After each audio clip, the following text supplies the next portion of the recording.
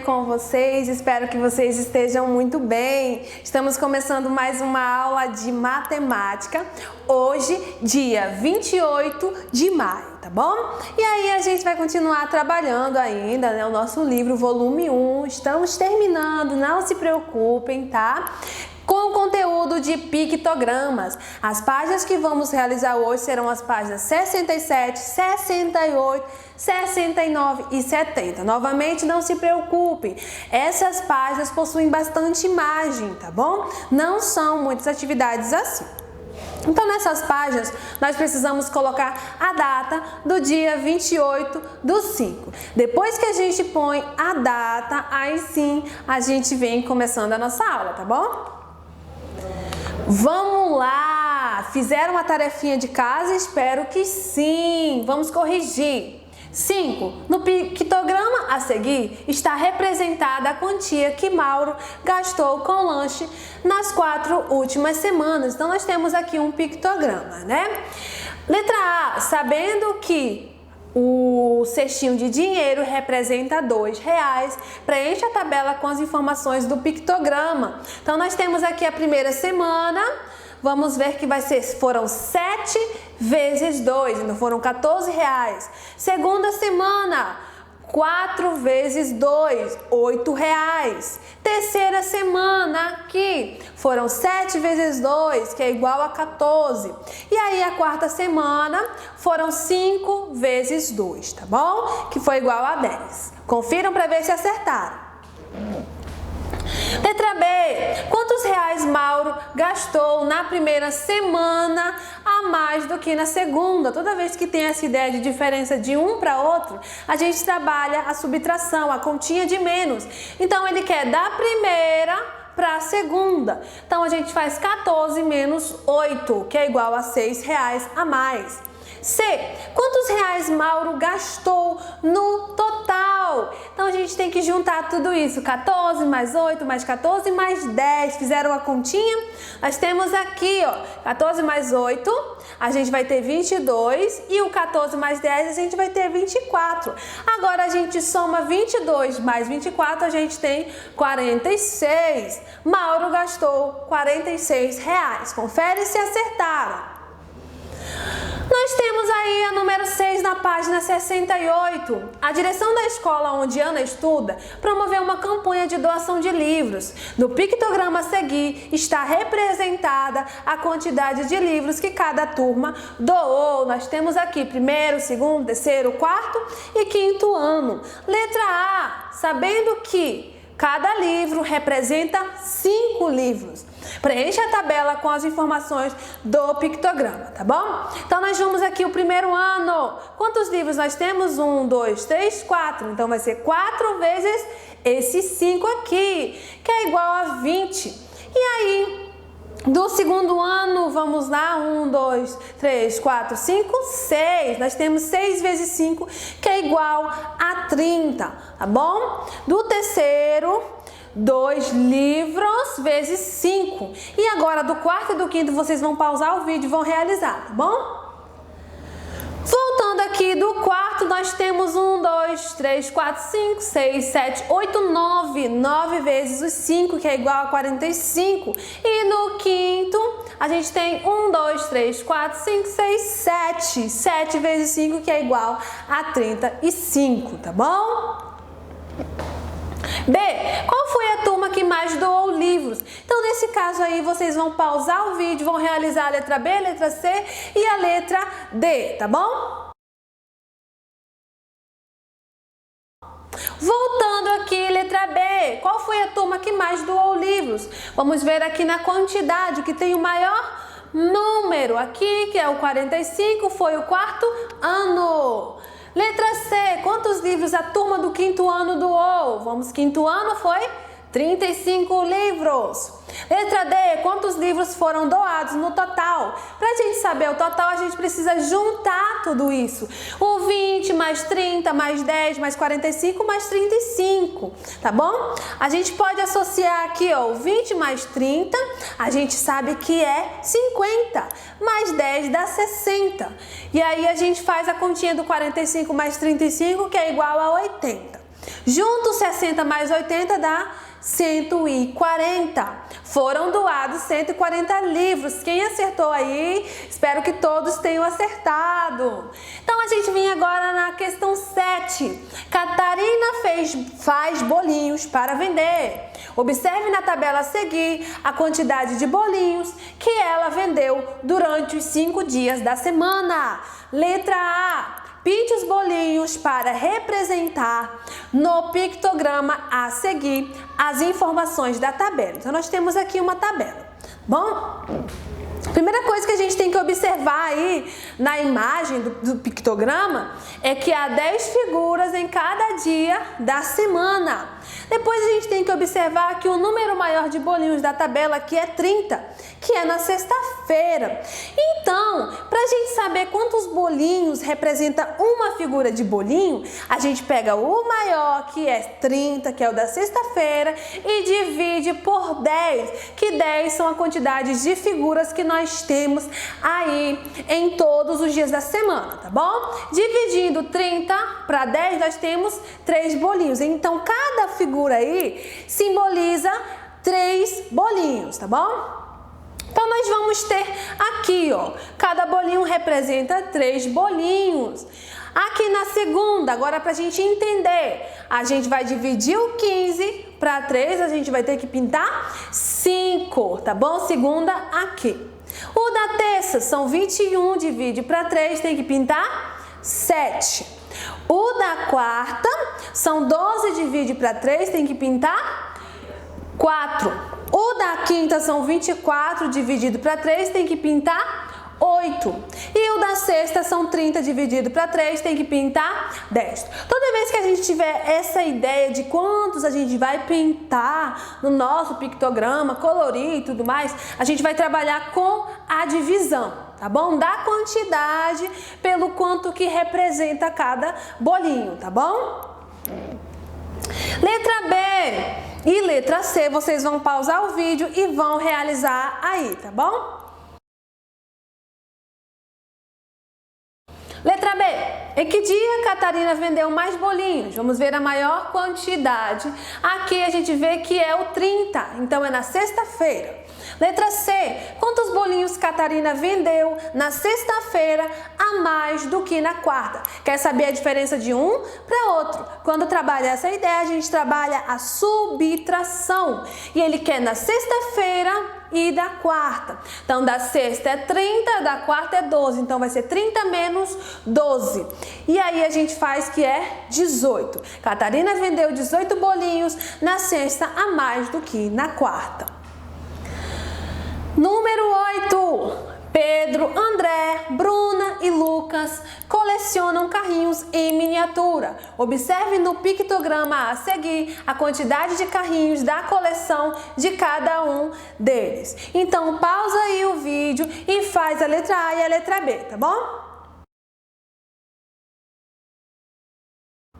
Voltando aqui, quem tem a maior coleção de carrinhos? Vamos observar aqui que é o Pedro. B.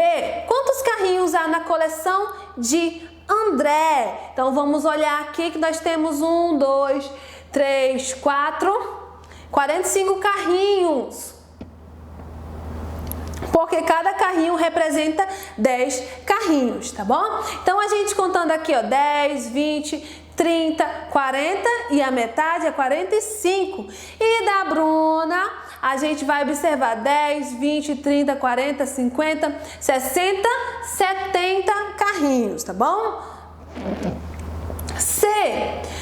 Vamos lá. Quantos carrinhos a coleção de Pedro tem a mais do que a coleção de Lucas? A mais, quer saber a diferença? É a subtração.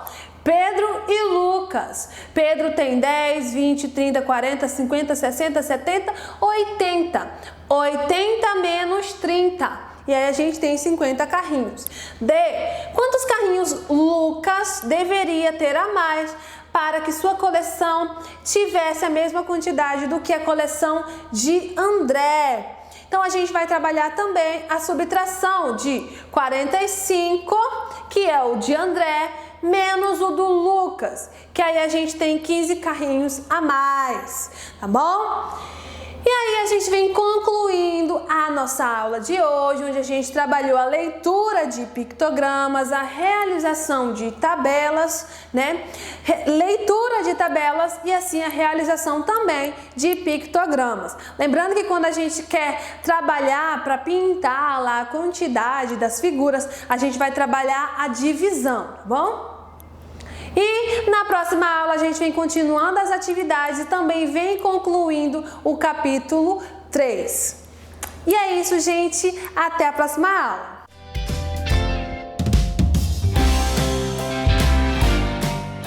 Olá, quarto ano, tudo bom com vocês? Vamos seguindo então ao nosso conteúdo de História de Rondônia. Vamos aí relembrar um pouquinho que nós vimos aí durante as nossas aulas anteriores na disciplina de História de Rondônia. Nós falamos aí sobre as primeiras cidades, como é que se estabeleceram a população nas primeiras cidades, certinho?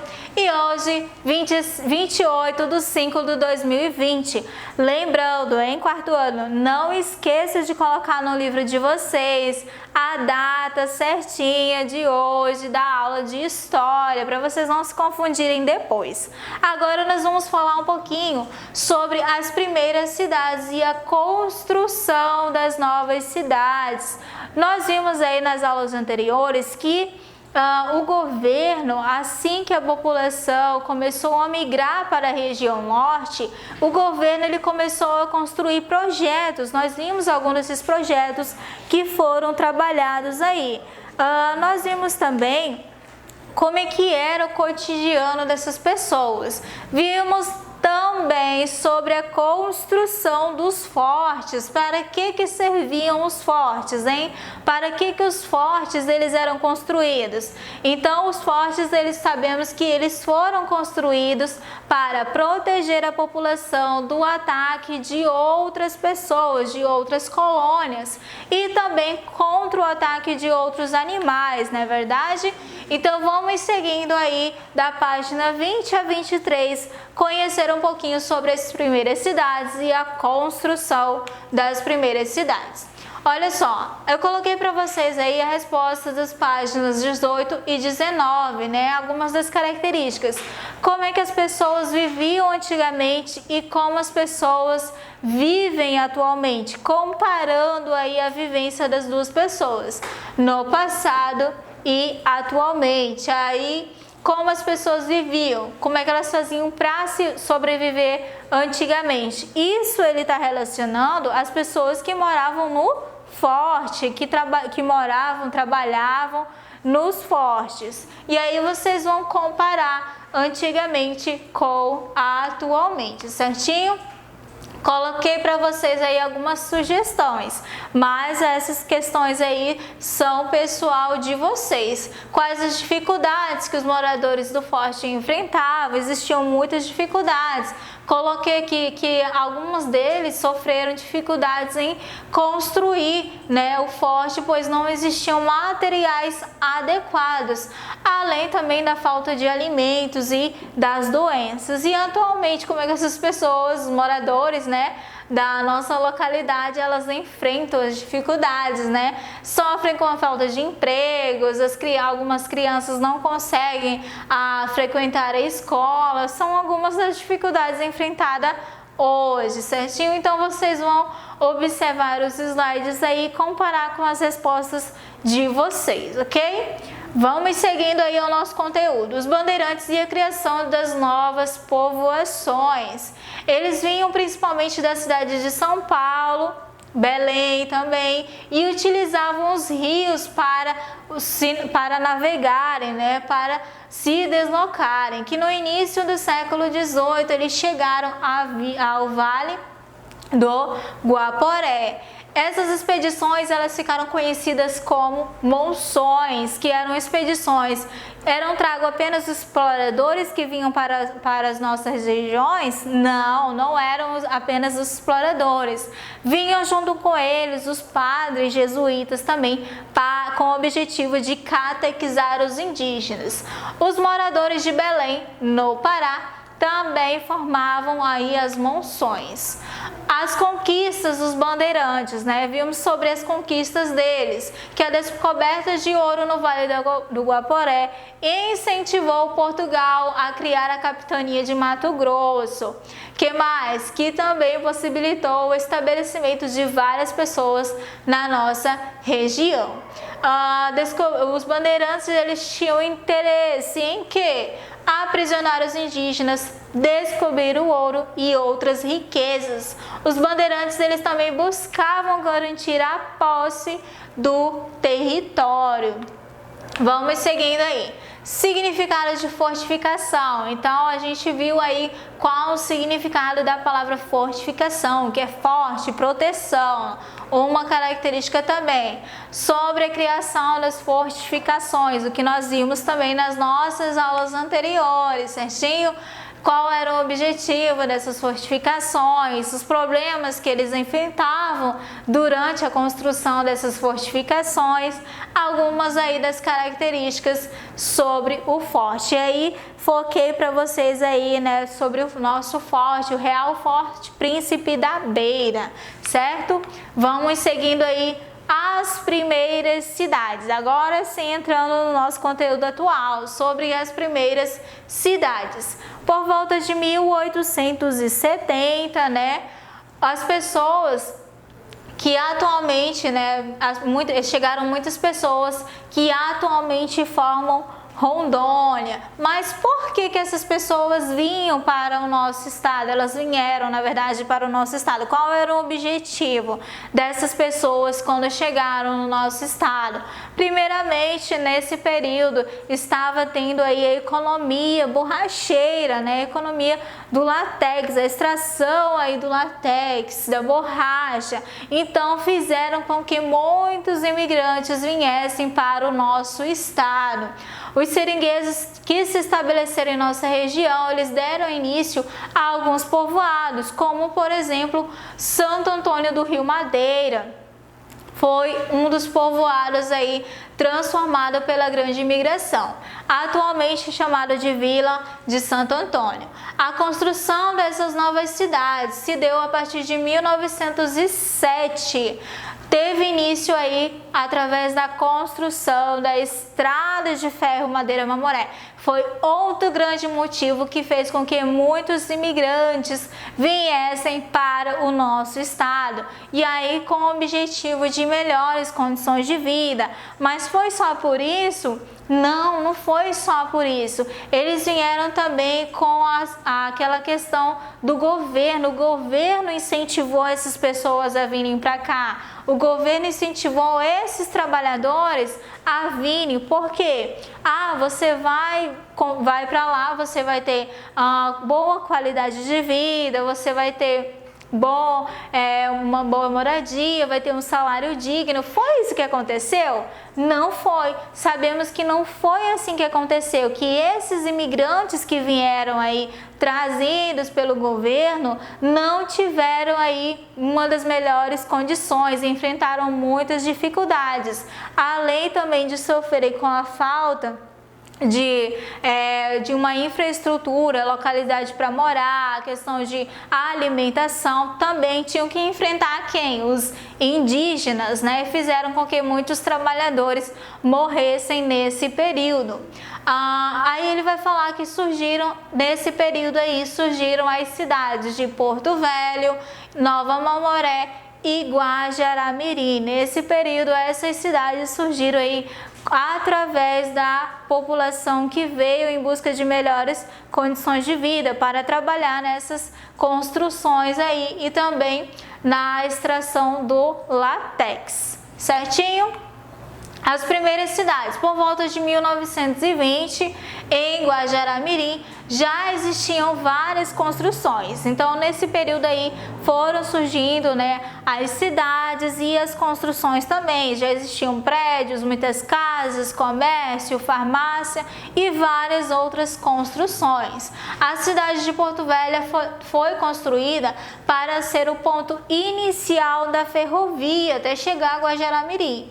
No pátio da ferrovia foram sendo construídos casas, casas para os trabalhadores da estrada de ferro, mas também eram construídas casas para aquelas pessoas que não trabalhavam na construção. Então, eles tinham eram condições realmente precárias nesse período aí. Esses locais aí o que acontecia? Tetos eram cobertos com palha, questão da própria alimentação que eles não tinham. Com o passar do tempo surgiram diversos bairros. Atualmente nós temos aí, né, vários bairros. No início foram construídos os bairros Baixa União, Mucambo, Arigolândia, entre outros. São os bairros mais antigos da cidade de Porto Velho. Então, o que nós vamos ver daqui para frente? Sobre algumas das características dessas localidades, certinho? Então, ficando para vocês aí esse assunto sobre a construção das cidades, como aí se deu as características das primeiras cidades. Nas próximas aulas a gente vai continuar esse assunto aí, ok? Para caso atividade da página 24 e 25 de História de Rondônia. 24 e 25 de História de Rondônia. Muito obrigado e até a próxima aula.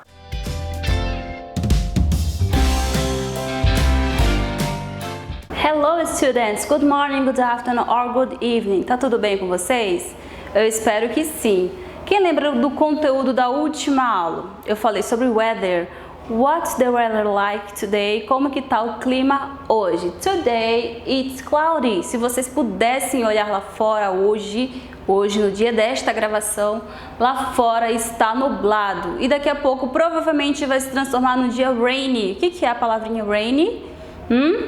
E você consegue observar aí pela janela da sua casa como é que está o dia hoje? Hoje, da nossa aula de hoje, 28 de maio. Consegue dizer em inglês? Lembra do vocabulário que a gente estudou aí na nossa última aula? Sim ou não? Eu espero que ao final da aula de hoje você consiga dar uma revisada nesse conteúdo e consiga responder isso claramente. O conteúdo da nossa última aula foi do capítulo 3, At the Club.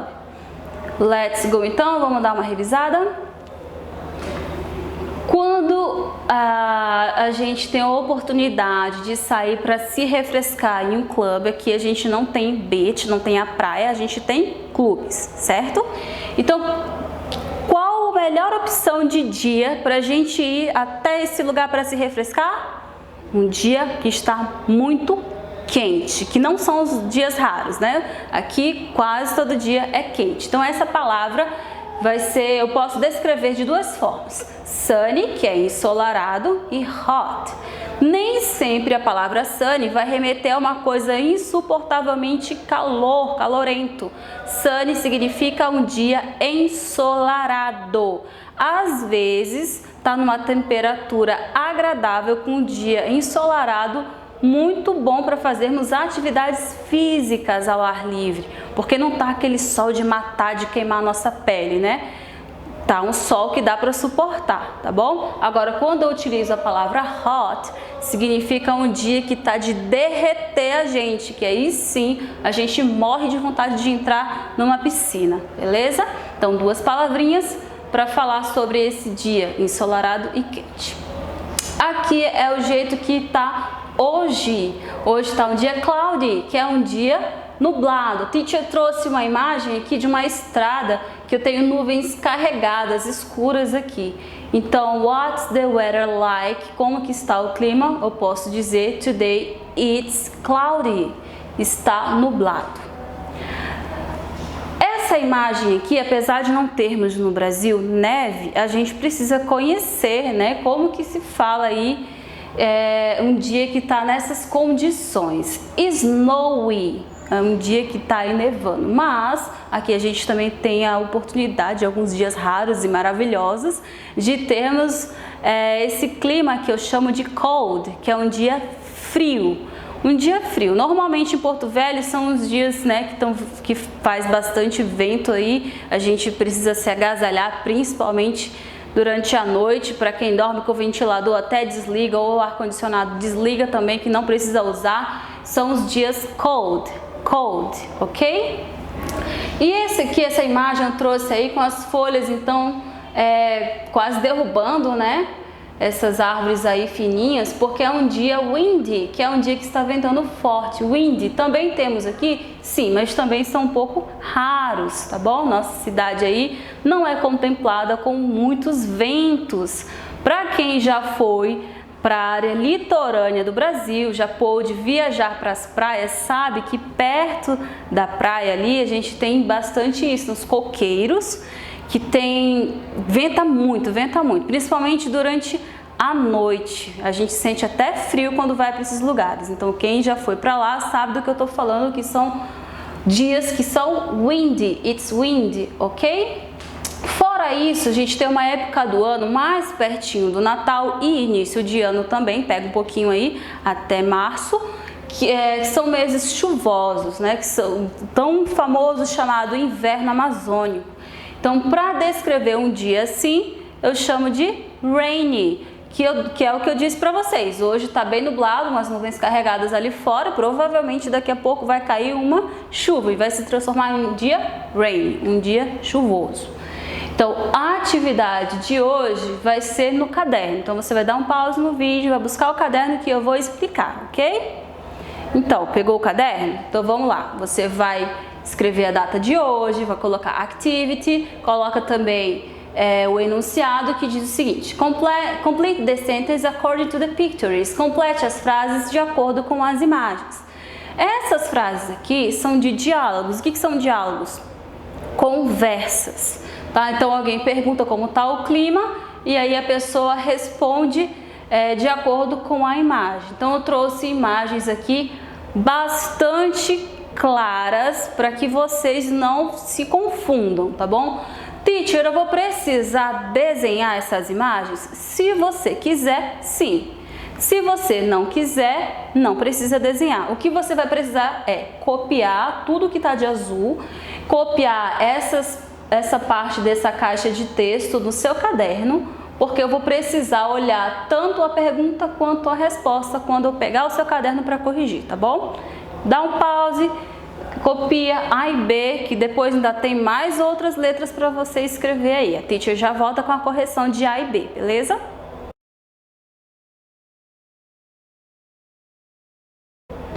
Did you finish? Então vamos corrigir. A primeira delas diz assim: What's the weather like today, Ana? Fez uma pergunta para uma pessoa chamada Ana. A Ana respondeu de acordo com essa imagem. It's cloudy. Tá vendo que as nuvens estão na frente do sol? Tá tampando o sol? E até estão mais carregadas, escuras? Então, né? Está nublado. B. What's the weather like today, George? Como que está o clima hoje, George? E aí o George respondeu: olha para essa imagem, não está muito calor? Olha o termômetro aí, a temperatura lá em cima. It's hot ou sunny, podia ser qualquer uma das duas, tá? Agora você vai dar um pause para copiar C, D e E, que a teacher já volta para responder, para corrigir as respostas de vocês.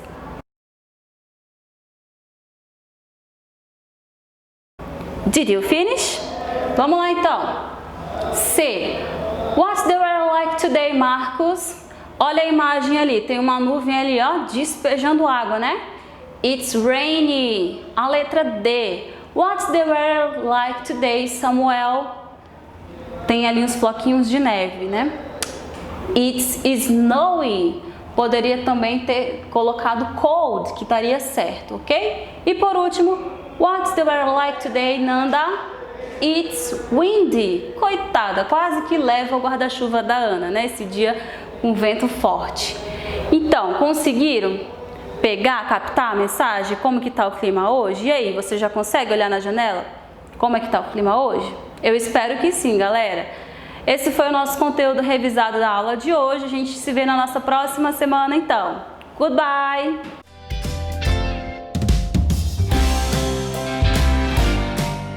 Olá, quarto ano, tudo bom com vocês? Sou a professora Gisneide, vamos seguindo aí então ao nosso conteúdo de geografia. Hoje, 28/5/2020, agora nós vamos fazer a correção das nossas atividades anteriores, certinho? Vamos lá então. para a correção das páginas 2 à página 6 do livro de Geografia. Vamos lá. Na página 2, ele vai pedir para você observar a pintura. O que está representando a pintura? Quadro do pintor Cândido Portinari, que retrata de maneira artística a chegada dos primeiros portugueses ao Brasil e seu encontro com os nativos indígenas, certo? Na questão 1, ele está perguntando o que a cena da pintura está representando. Então, está aí a resposta. Está representando a chegada dos portugueses no que atualmente chamamos de território brasileiro. Na questão 2 e 3, eu coloquei a observação aí, que na questão 1 está indicando a chegada dos portugueses. A questão 2 e 3 é uma resposta pessoal. O pintor Cândido Portinari, ele nomeou a sua obra como descobrimento. Na sua opinião, quarto ano, o que o autor quis dizer com esse título? O que será que o autor quis dizer com esse título? Descobrimento. Aí vocês vão pensar e colocar a resposta pessoal de vocês. Na questão número 3, como você nomearia essa obra se ela fosse de sua autoria? Aí vocês vão colocar a criatividade de vocês. Como é que vocês colocariam o nome dessa obra aí? Encontro cultural entre portugueses e indígenas? Como é que você colocaria? Eu não sei, né? Não sei como é que eu colocaria, não. Vamos seguindo aí, então, a nossa correção aí. Na página 6, na questão número 1, tá pedindo para você assinalar entre V de verdadeiro e F de falso. A formação do povo brasileiro é resultado do encontro de diferentes povos em diferentes épocas. Sim, verdadeiro. Questão B, contribuíram para a formação do atual povo brasileiro, ancestrais da pré-história, indígenas, europeus, africanos, imigrantes de vários locais do mundo. Sim, verdadeiro, vieram povos de vários locais para o nosso território, certo? Questão C, povos caçadores-coletores habitavam o continente americano há cerca de 48 mil anos? Correto, sim senhor. No Brasil, os sítios arqueológicos mais antigos datam aproximadamente 11 mil anos. É só você fazer a leitura do texto que vai estar lá, né? Então, corretamente. Então, todas as questões são verdadeiras. Na questão número 2, com base nos seus conhecimentos, responda as questões sobre sítio arqueológico no Brasil. O que são sítios arqueológicos? Sítios arqueológicos são lugares onde se encontram vestígios de ocupação humana do passado, como fósseis, artefatos, pinturas, entre outros. Questão B. Qual é a importância desses sítios arqueológicos aí? Eles permitem a constituição histórica dos espaços coletivos ocupados pelos antepassados e a preservação da memória dos povos ancestrais, ou seja, é através desses sítios arqueológicos, desses monumentos, né, que nós sabemos a história dos nossos antepassados. E a questão número 3, de acordo com o mapa da página 3, então você vai voltar lá no mapa da página 3, por quais rotas os primeiros humanos chegaram ao atual território brasileiro? Aí vamos lá no mapa da página 3. Eles vão passar pelo Estreito de Bering. O que é o Estreito de Bering, né? São os dois extremos do Polo Norte e Polo Sul. Eles caminhavam por todo aquele estreito ali, seguindo aí ao norte. E pelo Oceano Pacífico, através das grandes navegações, certinho? Então, ficando para vocês a correção das páginas 2 e da página 6. Nas próximas aulas a gente vai continuar essas atividades aí, ok? Então, olha só, isso aí foi o que a gente viu na aula anterior sobre os caminhos da ocupação humana, que os seres humanos pelo Estreito de Bering, pelas grandes navegações também, vocês vão olhar no livro de vocês. A gente viu, né, que como é que nós sabemos dos nossos antepassados através dos vestígios que eles deixaram para nós, para a nossa população, os vestígios pré-históricos também, que são algumas das características, miscigenação da população brasileira, das pinturas, diversidade cultural, da língua, da influência da cultura também, foram algumas das características, não é verdade? O que mais que nós podemos observar aí?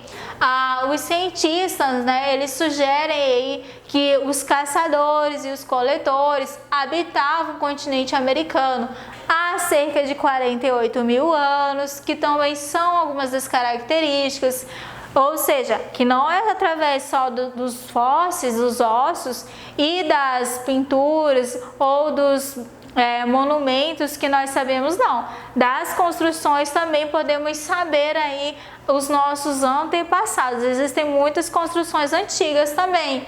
E os mapas também falam bastante dos nossos antepassados, certinho, meus queridos? Então, é isso aí. Na próxima aula a gente vai dar continuidade a esse assunto. Muito obrigada, fiquem com Deus e até a próxima aula.